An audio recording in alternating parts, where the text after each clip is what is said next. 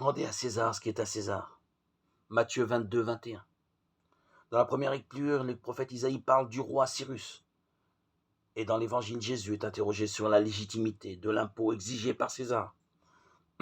Encore ne s'agit-il pas du César historique assassiné en 44 avant notre ère, mais de son successeur Tibère, 1437 de notre ère. Le rapprochement entre ces deux personnages historiques est subjectif, car les deux textes, que celui de l'Évangile et celui d'Isaïe, qui nous sont proposés, sont sur le même ton. Jésus comme Isaïe remettent le souverain à sa place, pourrait-on dire.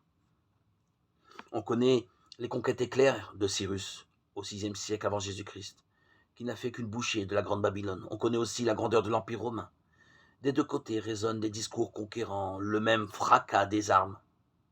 Tout autre est la parole de Dieu. Le prophète Élie déjà avait fait cette découverte inattendue.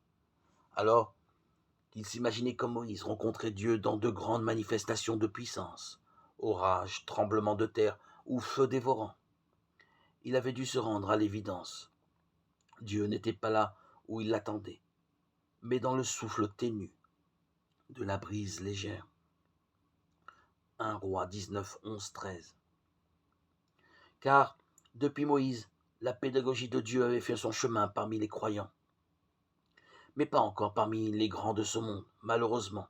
Et Cyrus, comme César, comme tant d'autres depuis dans l'histoire des hommes, ne rêve encore que de pouvoir et de domination. Un jour viendra où ils entendront la phrase de Jésus.